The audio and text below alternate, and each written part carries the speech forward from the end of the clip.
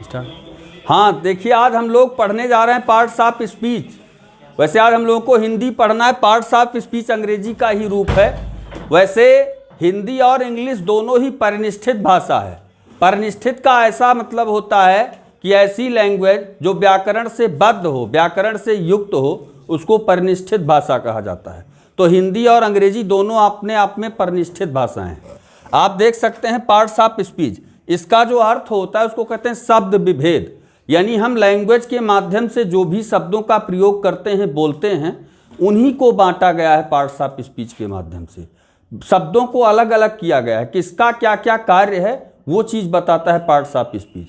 हम जो शब्द बोलते हैं, इन शब्दों को 8 पार्ट में डिवाइड किया गया। जैसे हम अभी कल बताए थे, शब्दों को जो हम बोलते हैं यथार्थ में 2 प्रकार के होते हैं। कल भी हम लोग इसकी चर्चा कर चुके थे, एक विकारी शब्द और एक अविकारी शब्द। विकारी शब्द के आपके 4 पार्ट, संज्ञा, सर्वनाम, क्रिया, विशेषण, ठीक। और फिर अविकारी शब्द के आपके 4 पार्ट कौन कौन से? क्रिया विशेषण अव्यय, समुच्चय बोधक अव्यय, संबंध बोधक अव्यय, विस्मयादि बोधक अव्यय। हिंदी को भी अंग्रेजी को भी थोड़ा सा देखते रहिए।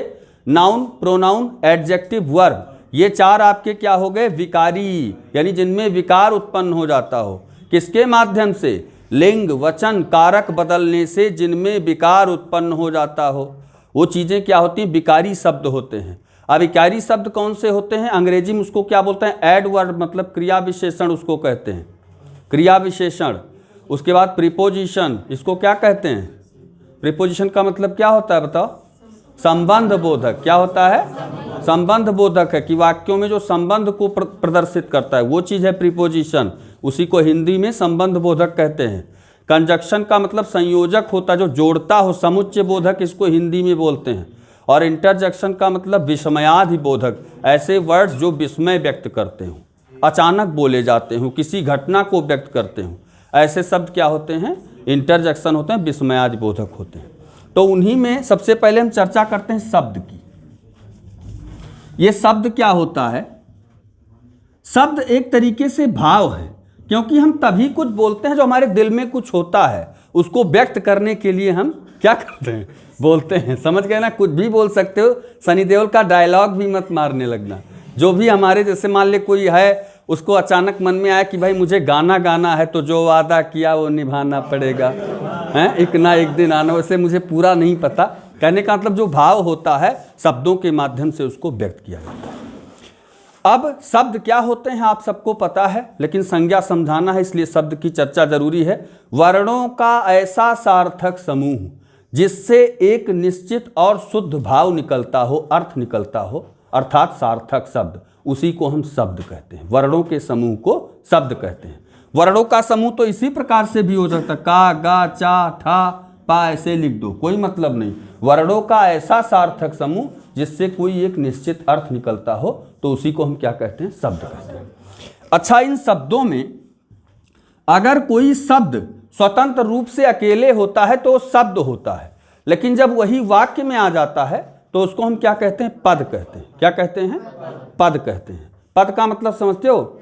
जब कोई भी शब्द वाक्य में आता है तो उसको पद कहा जाता है। वाक्य में जब कोई शब्द प्रयुक्त होता है, वाक्य में जब कोई शब्द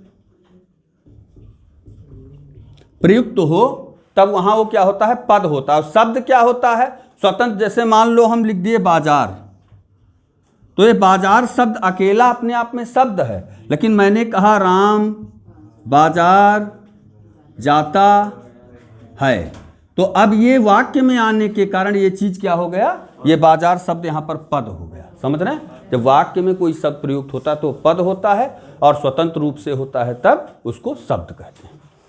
अब थोड़ा सा आगे देखते हैं। हाँ, ये पद, इसकी एक पहचान भी होती है। जैसे मान लो पद आप समझ गए, एक नॉर्मल भाषा जान गए कि भाई जब ये वाक्य में होता है तो इसको पद कहते हैं, लेकिन पद की एक पहचान है।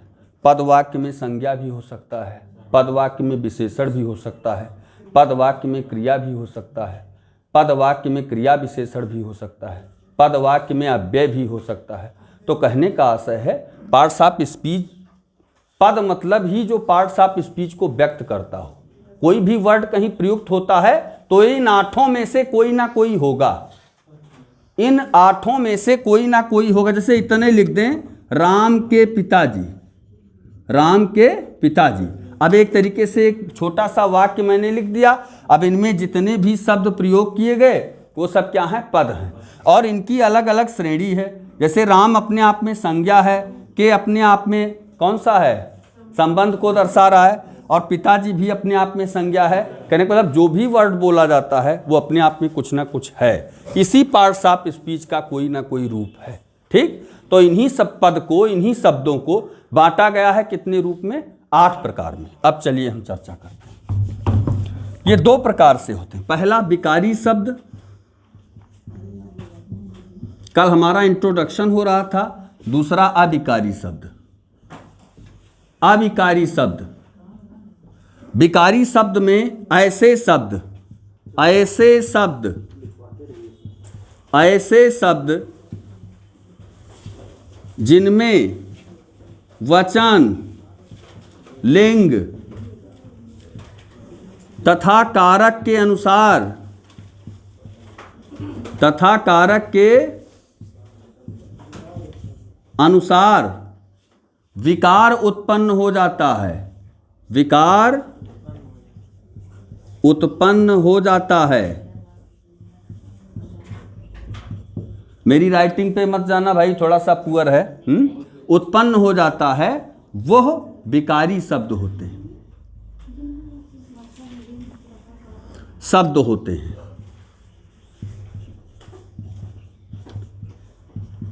ये 4 प्रकार के होते हैं, ये 4 प्रकार के होते हैं,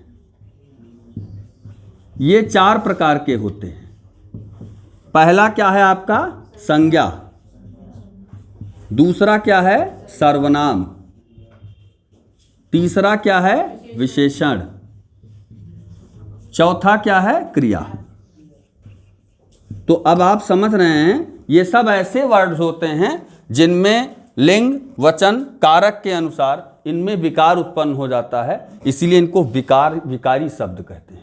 अविकारी शब्द क्या होते हैं? ऐसे इसी में लिखो, ऐसे शब्द, ऐसे शब्द जिनमें लिंग, वचन, कारक के परिवर्तन से कोई भी विकार उत्पन्न नहीं होता, कोई भी विकार उत्पन्न नहीं होता, वे अविकारी शब्द कहलाते हैं, अविकारी शब्द कहलाते हैं। ये 4 प्रकार के होते हैं, ये 4 प्रकार के होते हैं। पहला क्रिया विशेषण अव्यय। क्या? क्रिया विशेषण अव्यय। दूसरा संबंध बोधक। तीसरा समुच्चय बोधक।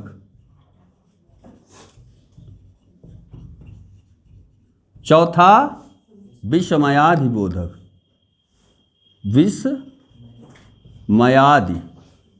बोधक। तो इस तरीके से आप देख सकते हैं कि आपके अविकारी शब्द कौन से हैं? क्रिया विशेषण, संबंध बोधक, समुच्चय बोधक और विस्मयादि बोधक। अंग्रेजी में इसको बोलते हैं एडवर्ब, इसको प्रीपोजिशन, इसको कंजक्शन और इसको इंटरजेक्शन। ऐसे विकारी शब्द में आइए, संज्ञा, सर्वनाम, विशेषण, क्रिया। संज्ञा को अंग्रेजी में नाउन बोलते हैं, सर्वनाम को प्रोनाउन बोलते हैं, विशेषण को एडजेक्टिव बोलते हैं और क्रिया को वर्ब बोला जाता है। यानी हिंदी में कौन से पार्ट्स ऑफ स्पीच के कौन से पार्ट हैं जिनमें विकार उत्पन्न होता है? संज्ञा है, सर्वनाम है, विशेषण है, क्रिया है। ऐसे भी क्वेश्चन आयोग आपसे पुटअप कर सकता है कि निम्न में से लिंग, वचन, कारक के अनुसार कौन से शब्द परिवर्तनीय हैं? निम्न में से लिंग, वचन, कारक के अनुसार कौन से शब्द परिवर्तनीय हैं? तब किसके शब्द परिवर्तनीय हैं, तब दे दिया विशेषण, फिर दे दिया संबंध बोधक कव्य, समुच्चय बोधक कव्य, विस्मयादि बोधक कव्य। ऐसे 4 ऑप्शन दे दिया, तब उसमें जो विकारी हो उसी को लिख दो, और अभिकारी का ऑप्शन पूछता है तो अभिकारी लिख दो। समझ रहे हो? क्वेश्चन ऐसे भी आपसे पूछा जा सकता है, क्योंकि आप जो परीक्षा देंगे उसको यूपीएसएससी करवाएगा, और यूपीएसएससी का प्रदर्शन हिंदी में बहुत बेहतरीन रहता है। ध्यान रखना, रटने से काम नहीं चलेगा आपका हिंदी में। तो चलिए, कोई भी कॉन्सेप्ट रट के नहीं पढ़ना चाहिए, समझ के पढ़ना चाहिए। तो अब देखो विकार, जैसे ध्यान से सुनो, मैंने यहां लिखा एक लड़का, उसके बाद फिर लिखा मैंने इसी को एक लड़की। तो अब आप देख सकते हैं कि जैसे हम इसका लिंग परिवर्तन करते हैं तो इसके अर्थ में यानी इन शब्दों में विकार उत्पन्न अपने आप हो जाता है। ये देख रहे हैं, नहीं देख रहे हैं? तो ये सारे शब्द क्या होते हैं, जैसे हम लिख दें अच्छा लड़का, तो अच्छा विशेषण है ना, अच्छा लड़का। तो जैसे हम लड़का को लड़की करेंगे तो अच्छा लड़की नहीं रह जाएगा, अच्छा भी अच्छी हो जाएगा, अच्छी लड़की हो जाएगा, नहीं हो जाएगा? तो अच्छा विशेषण है ना, कहने का मतलब विशेषण जैसे लिंग परिवर्तन करते हो वैसे विशेषण भी चेंज हो जाता है। होता है कि नहीं होता है? जैसे हुआ लड़का पढ़ता है, ध्यान से देखना, लड़का पढ़ता है, तो अब देख सकते हैं कि पढ़ता है क्रिया है, और जैसे मैंने लड़की किया बस ये भी पढ़ती है हो गई। देखो इसके यानी क्रिया वर्ब भी आपका एक ऐसा रूप है जिसमें लिंग वचन कारक को बदलो तो उनमें विकार उत्पन्न हो जाता है। समझ रहे हैं हमारी बात को? तो ऐसे शब्द जिनमें विकार उत्पन्न होता है, और सर्वनाम ले लो, कहीं मेरा भाई, मेरा भाई, मान लो जैसे वो मेरी बहन है, जैसे मैं अभी हमारी सिस्टर हो तो मैं अपनी सिस्टर के लिए कहूँ वो मेरी बहन है, लेकिन अगर अपने भाई को कहूंगा तो क्या कहूंगा, वो मेरी भाई है, वो मेरा भाई है। तो आप देख सकते हैं कि चाहे वो सर्वनाम हो तो वो लिंग वचन कारक के अनुसार बदल जाता है, चाहे वो संज्ञा हो तो वो लिंग वचन कारक के अनुसार बदल जाता है, चाहे वो विशेषण हो तो लिंग वचन कारक के अनुसार बदल जाता है, लेकिन अव्यय आपका नहीं बदलता लिंग वचन कारक के अनुसार। जैसे किसी ने कहा कि भाई तुम शीघ्र चले जाओ, तो मान लो तुम जेंट्स हो, तुमको शीघ्र, मान लिया किसी लेडीज को कहें तो तुम कहेंगे तुम शीघ्र ही चले जाओ, ऐसा तो नहीं बोल पाएंगे ना।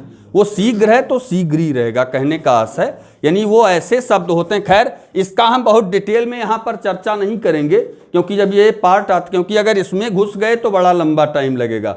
हमारा आज का टॉपिक है संज्ञा पढ़ना। क्या है? तो चलो अब हम लोग संज्ञा के बारे में चर्चा करते हैं। इतनी बातें समझ में आ गई? चलो हम लोग संज्ञा के बारे में चर्चा करते हैं। बता रहे हैं, एक एक पॉइंट क्लियर किया जाएगा, ध्यान से लिखिए। सबसे पहले तो देखिए कि ये संज्ञा मतलब क्या है। ये देखो, सबसे पहला पार्ट हम पढ़ते हैं संज्ञा। इसको अंग्रेजी में भैया नाउन बोलते हैं। क्या बोलते हैं? नाउन। तो परिभाषा पढ़ा होगा, किसी उसको नॉर्मल चीज है, किसी व्यक्ति वस्तु स्थान प्राणी के नाम को संज्ञा कहते हैं, नॉर्मल चीज है, वो सारे लोग लिखवा भी देते हैं और लिखना भी चाहिए, ऐसी बात नहीं है। संज्ञा का सीधा मतलब है नाम, और नाम का आशय क्या होता है? परिचय। बोलो, कहने का मतलब आज सुन लो संज्ञा की परिभाषा। तुमको जो कुछ भी इन आंखों से दिखाई दे रहा है, जो कुछ भी तुम देख पा रहे हो, सब कुछ संज्ञा है और उसका कहीं ना कहीं कोई नाम है। जैसे मान लो कोई एक गाय जा रही है, एक आदमी जा रहा है, ठीक? तो अब जब आप गाय को देखते हो तो कहोगे एक गाय जा रही है। अब सोच लो कि आपकी भावना के अनुसार आपने उसको एक नाम दिया। तो जो चीज भी आपको आंख से दिखाई देती है, और कोई पेड़ देख रहे हो कोई, तो जैसे पेड़ की तरफ निगाह गई, अरे ये पेड़ है, तो आपने उसको एक नाम दिया। कहने का मतलब नाम ही संज्ञा है। हम जो कुछ अपनी आंखों से देख सकते हैं, वो पंखा है संज्ञा है, दीवार है संज्ञा है, मैप है संज्ञा है, क्लास है संज्ञा है, इसमें सारे लोग बैठ के पढ़ रहे हैं, सब संज्ञा है। समझ रहे हो? किसी वस्तु का नाम संज्ञा है, किसी खाद्य पदार्थ कोई हो, सब संज्ञा है। कहने का मतलब जो तुमको आंख से दिखाई देती है, कहने का मतलब जिसका तुम नाम रखते हो वो संज्ञा है। कैसे? मान लो तुम्हारे पेट में दर्द हो रहा है, ऐसा नहीं कि जो वस्तुएं दिखती हैं वही तुमको संज्ञा दिखाई देती हैं, गलत। जैसे मान लो तुम्हारे पेट में दर्द हो रहा है तो तुम जो है उसको देख तो पा नहीं रहे हो, दर्द को फील करके बोलोगे। तुमने उस पीड़ा को एक नाम दिया दर्द, तुमने उस भाव को भी नाम दे दिया। इसी भाव के आधार पर एब्स्ट्रैक्ट नाउन अर्थात भाववाचक संज्ञा बनती है, जहां पे भाव होता है, यानी उस भाव को हम एक नाम देते हैं। जैसे मान लिया प्रेम आपका क्या है, एक भाव है ना, तो उसको आपने एक नाम दिया। प्रेम को आप देख नहीं सकते, टच नहीं कर सकते कि छू करके बताऊं, वो क्या है, फीलिंग करने की चीज है, समझ रहे हैं। तो उस भाव को आपने एक नाम दिया। हमारे कुछ बच्चे इस पे बहुत प्रसन्न हो रहे हैं भाई, जैसे मैंने प्रेम का नाम लिया, प्रेम गली यत साकरी तामे दो न समाए। चलिए भाई, तो संज्ञा में देखते हैं, कहने का मतलब जिससे किसी की पहचान हो, ऐसे शब्द जिनसे पहचान हो। जिनसे लिखना मत, जब मैं कहूंगा तभी लिखना, जिनसे पहचान हो। जैसे कोई लड़की जा रही है, निगाह देखा उधर, तो आपके मन में आया भाई कोई लड़की जा रही, क्यों? उस चीज को क्या नाम दिया, लड़की। कोई लड़का जा रहा है, अचानक क्या नाम दिया, लड़का। कहने का मतलब तुमको जो कुछ आंखों से दिखाई दे रहा है और उसको तुम एक कुछ बोल रहे हो, उसका कुछ नाम दे रहे हो, वही चीज संज्ञा है। तो समझ गए हमारी बात को? अपनी इन आंखों से जिसको भी देख सकते हो उसका कुछ ना कुछ नाम है, और अगर नाम है तो संज्ञा है। समझ गए संज्ञा क्या होती है? तो ये चीज अब थोड़ा सा इसमें लिखिए। जैसे लिखो किसी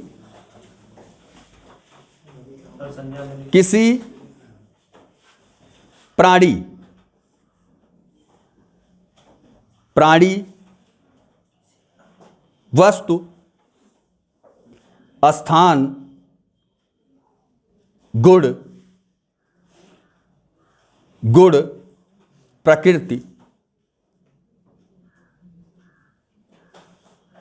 या भाव तथा अवस्था के नाम को संज्ञा कहते हैं। संज्ञा को अवस्था भी कहा जाता है, ध्यान रखना, अवस्था भाववाचक संज्ञा में आती है। अवस्था के नाम को संज्ञा कहते हैं। लिखे, फिर लिखिए, कामता प्रसाद गुरु के अनुसार, कामता प्रसाद गुरु के अनुसार, कामता प्रसाद गुरु के अनुसार, कामता प्रसाद गुरु के अनुसार संज्ञा के 3 भेद होते हैं।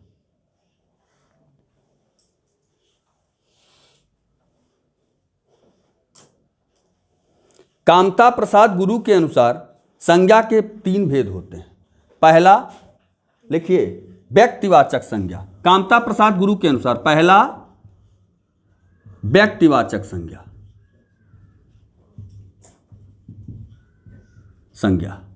दूसरा जातिवाचक संज्ञा, और तीसरा आपका क्या है कामता प्रसाद गुरु के अनुसार, भाववाचक संज्ञा।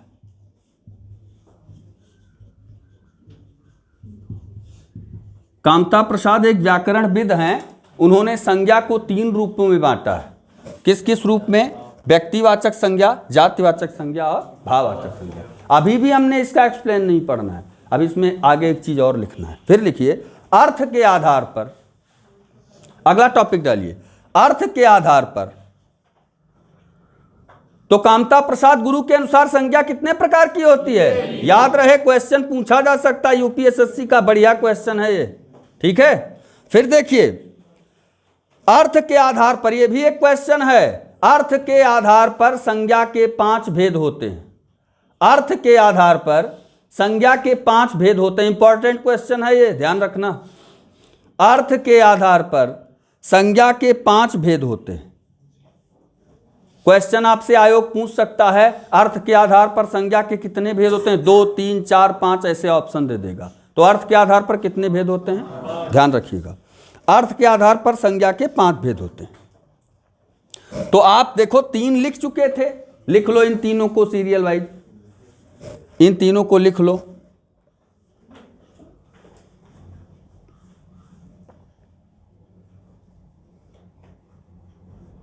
लिखे,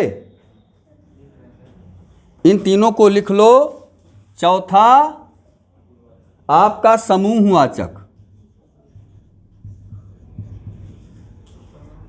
और पांचवा आपका द्रव्यवाचक।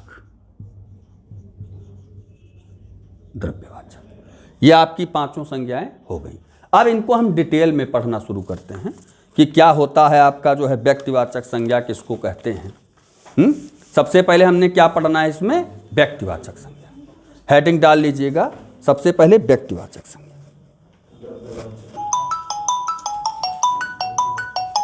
सबसे पहले व्यक्तिवाचक संज्ञा, ध्यान से देखिए। अंग्रेजी की परिभाषा में पहले चलते हैं। The name of the particular persons, place, things called is proper noun. The name of the particular persons, place, things called is proper noun. मतलब किसी विशेष व्यक्ति, वस्तु, स्थान के नाम को हम क्या कहते हैं, व्यक्तिवाचक संज्ञा कहते हैं। लेकिन ऐसा नहीं लिखना है, ध्यान से देखिए।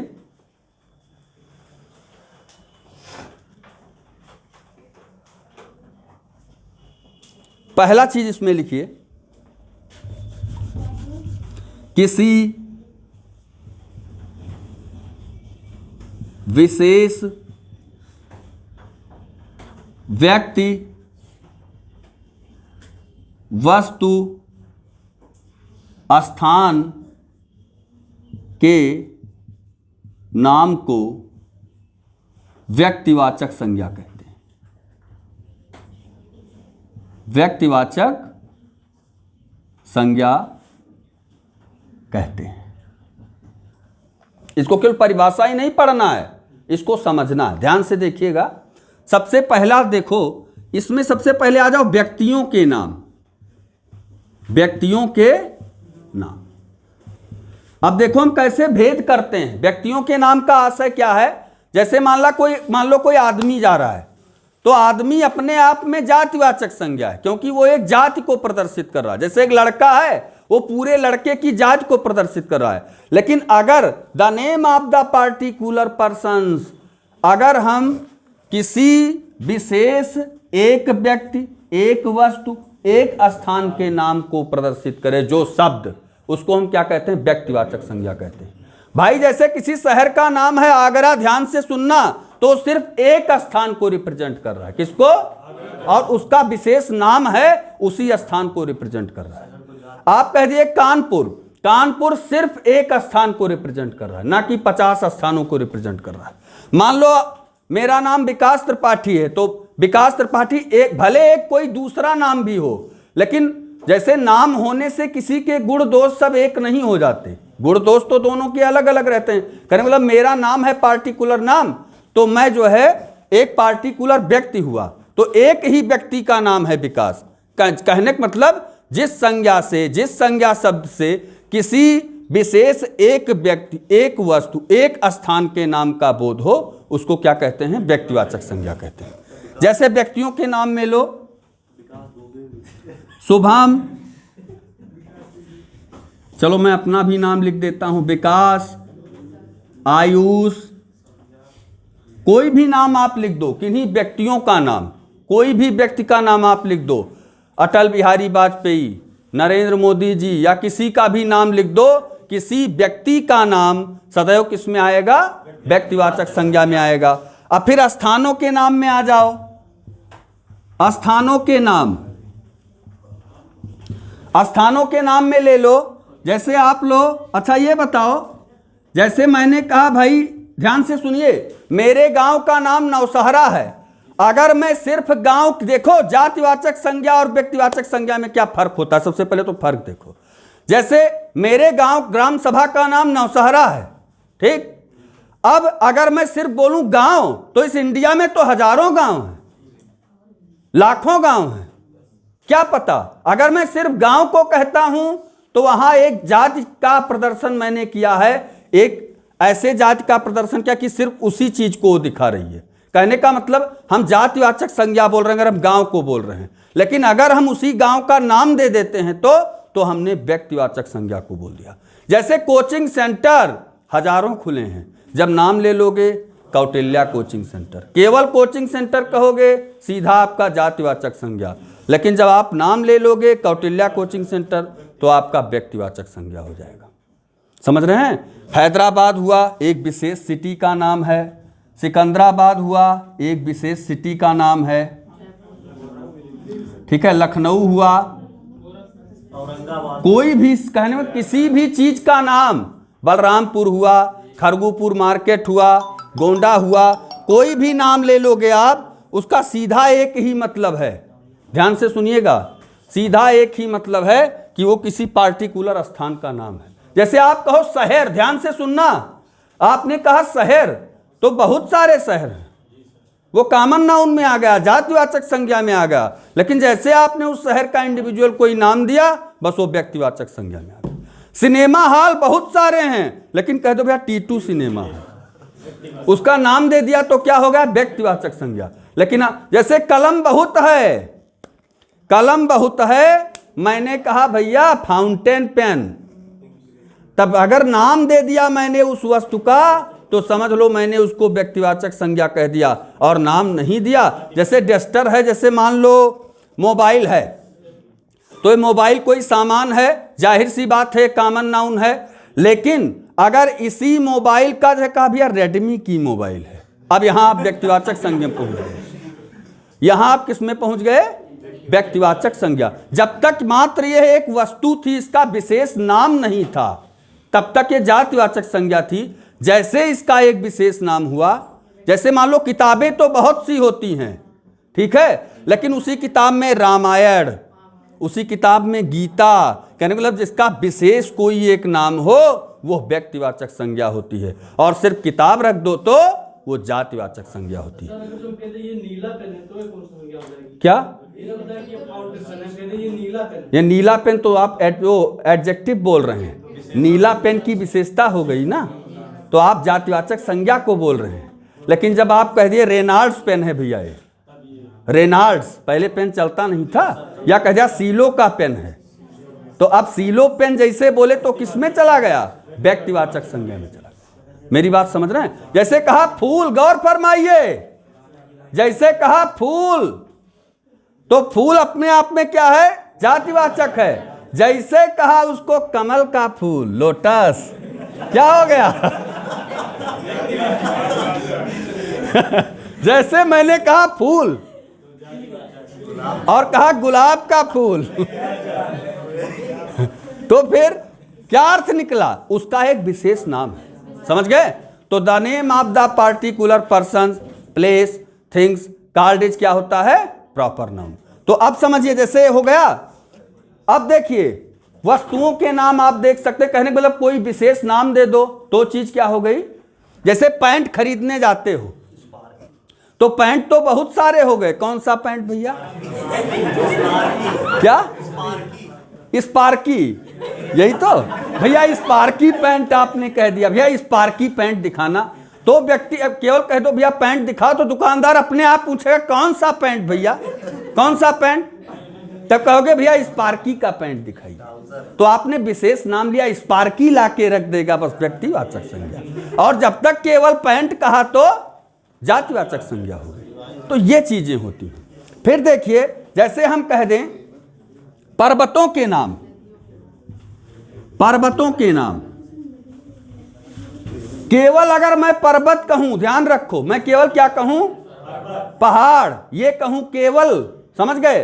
तो जातिवाचक संज्ञा है। लेकिन जैसे हम लोग कहेंगे हिमालय, माउंट एवरेस्ट, जब हमने किन्हीं विशेष पर्वत श्रेणियों का नाम लेना शुरू कर दिया, तो जान लो हम व्यक्तिवाचक संज्ञा में प्रवेश करने लगे। जैसे हिमालय हमने कहा,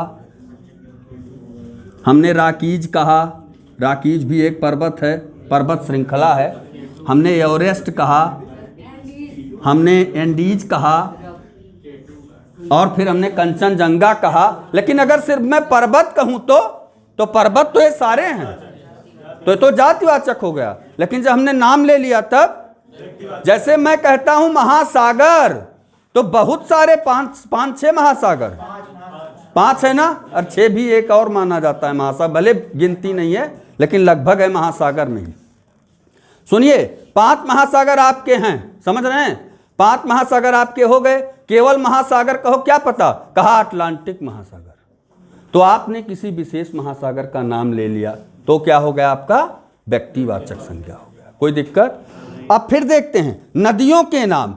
आपने कहा भैया भारत देश में बहुत नदियां हैं, बहती हैं, तो नदियां हजारों हैं इस भारतवर्ष में, ठीक है, इस भारतवर्ष में हजारों नदियां हैं, तो वो कॉमन नाउन को प्रदर्शित करता है। लेकिन जैसे गंगा, यमुना, गोदावरी, कृष्णा, कावेरी, कोई विशेष नाम लिए, या चीन की नदी, या अमेजन, या नील नदी, कोई विशेष नाम लिए तो व्यक्तिवाचक संज्ञा।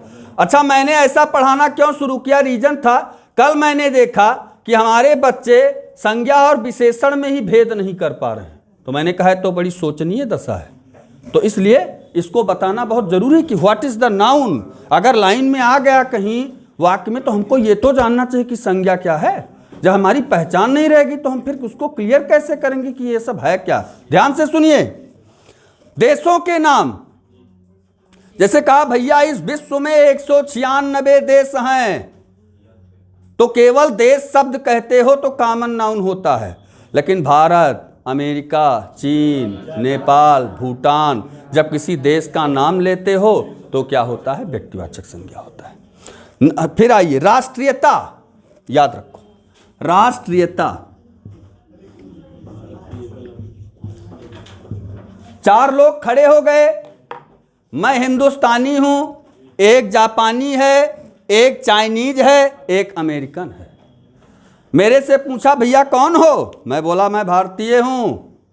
मैंने अपना व्यक्तिगत परिचय वहां विकास ना दे करके राष्ट्रीयता के नाम से दिया, भारतीय। किसी चाइना वाले से पूछा, उसने कहा मैं चाइनीज हूं भैया, मैं चाइना से आया हूं। मतलब उसने अपनी देश की राष्ट्रीयता को व्यक्त किया। कहने का मतलब राष्ट्रीयता भी क्या होती है,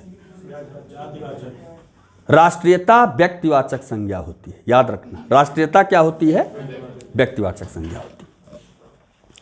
अब चलिए भैया महीनों के नाम, जैसे राष्ट्रीयता में लिख दो भारतीय, जापानी, अमेरिकन कुछ भी लिख दो। कहने का मतलब राष्ट्रीयता हो गई है आपकी क्या, व्यक्तिवाचक संज्ञा। अब महीनों के नाम देख लो, मिटा रहे हैं इसको।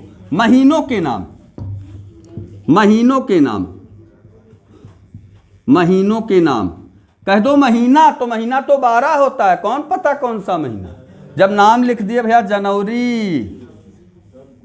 दिनों के नाम, सोमवार, मंगलवार, दिन बहुत कहो, एक साल में 365 दिन होते हैं, सप्ताह में 7 दिन होते हैं, लेकिन प्रत्येक दिन का एक विशेष नाम है। सोमवार, मंगलवार, बुधवार, बृहस्पतिवार। जब दिन का नाम लेते हैं तो क्या होता है, व्यक्तिवाचक संज्ञा। क्या होता है? और केवल दिन कहोगे तब जातिवाचक संज्ञा।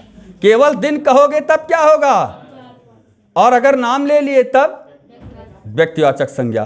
फिर देखिए त्योहारों के नाम देखिए, जैसे कहा भैया त्योहार, तो बहुत सारे त्योहार तुम्हारे देश में मनाए जाते हैं, लेकिन जब उन्हें नाम ले लिया होली, दीपावली, विजयदशमी, हैं। क्वेश्चन ऐसे पूछा गया था रेलवे में, एक क्वेश्चन, नहीं रेलवे नहीं, कोई परीक्षा थी, अभी हम देखें शायद यूपी पुलिस हो या कुछ हो, लास्ट ईयर का पेपर है, बहुत ज्यादा उसके पीछे नहीं देखे कौन सा था। कार्तिक के महीने में, कार्तिक के माह में विजयदशमी मनाई जाती है। विजयदशमी मनाई जाती है, ऐसे लिख दिया गया, समझ रहे हैं। कार्तिक माह में विजयदशमी मनाई जाती है। कहा रेखांकित शब्द में कौन सी संज्ञा है, तो वहां आपको क्या देना पड़ेगा, व्यक्तिवाचक संज्ञा। क्या कहोगे आप, व्यक्तिवाचक संज्ञा। नाउन की भी कई परिस्थितियां होती हैं, ऐसा नहीं है कि बहुत छोटे में होता है। मैंने क्या कहा, कोई भी वर्ड, जैसे हम लोग जब कोई लेसन पढ़ते हैं तो कुछ बच्चे उबने लगते हैं, नहीं जल्दी जल्दी, कोई भी लेसन शॉर्ट नहीं होता ना, उसको शॉर्ट समझना चाहिए, ठीक है।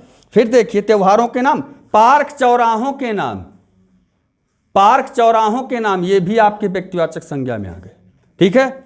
जैसे किताबों के नाम, युद्धों के नाम, किताबों के नाम, युद्धों के नाम, ठीक है। ये सारी चीज किसमें आ गई आपकी, व्यक्तिवाचक संज्ञा। किताबों के नाम ले लो, गीता, बाइबिल, कुरान, जो भी किताब है, रामायण, महाभारत, विष्णु पुराण, जो भी विशेष किताब का नाम ले लो, वो सब क्या हो गया? अब्दुल कलाम जी ने लिखा है, अब्दुल कलाम जी ने ही लिखा है। बहुत कन्फर्म। टर्निंग पॉइंट किसने लिखा है? टर्निंग पॉइंट किसकी कृति है? टर्निंग पॉइंट हमारे ख्याल से अब्दुल कलाम जी की। बहुत आश्वस्त नहीं हूं लेकिन है लगभग।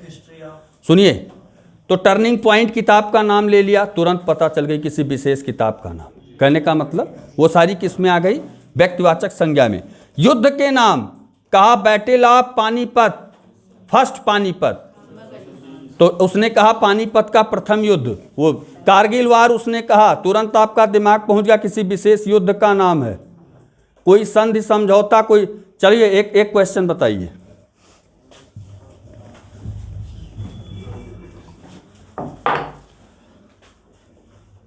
भारत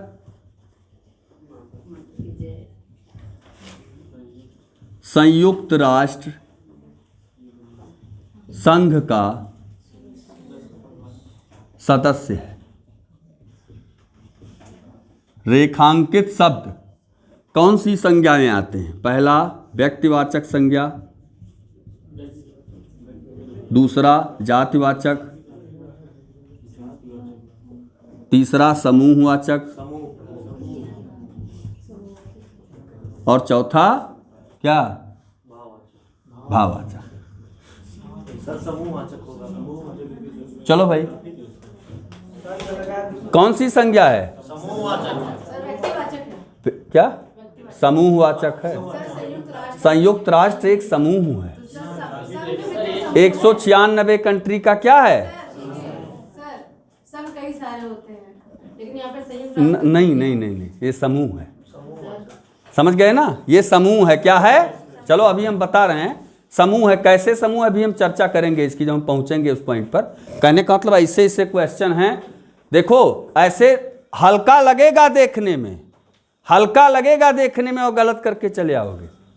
लगेगा बड़ा आसान है, और जैसे देखो जानोगे उसको, लेकिन उस समय ऐसी जल्दबाजी होती है, जो कुछ भी कह लो तो क्वेश्चन गलत हो ही जाते हैं। जानते जानते कुछ ह्यूमन एरर भी होता है।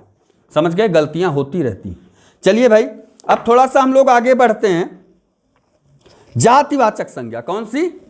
जातिवाचक संज्ञा।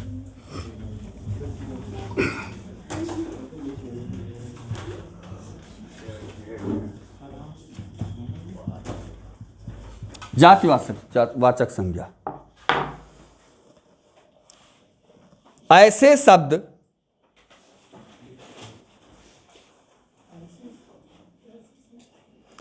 शब्द जो संपूर्ण जाति का बोध कराते हो, जातिवाचक संज्ञा कहलाते हैं। संपूर्ण जाति का बोध कराते हो, जातिवाचक संज्ञा कहलाते हैं। इसमें क्या क्या आता है? संबंधों के नाम, संबंधों के नाम।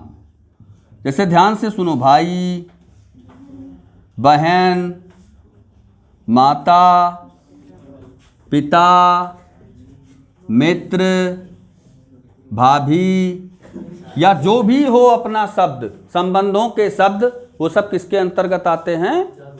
जातिवाचक। ध्यान रखिएगा, जितने भी रिश्ते वाले शब्द होते हैं, संबंधों के शब्द होते हैं। शत्रु, ये भी क्या है? संबंध है। ध्यान से देखो, देखो क्या होती है संज्ञा। मैंने कहा शत्रु और मैंने कहा शत्रुता, ये दोनों संज्ञा है। ये तो जातिवाचक संज्ञा है, लेकिन ये आपका भाववाचक संज्ञा है। समझ गए? अभी संज्ञा में धीरे धीरे अंतर जान पाओगे संज्ञा क्या होती है। ठीक है, तो अब आप जान गए कि संबंधों का नाम क्या होता है। अब फिर देखिए प्रोफेशन के नाम।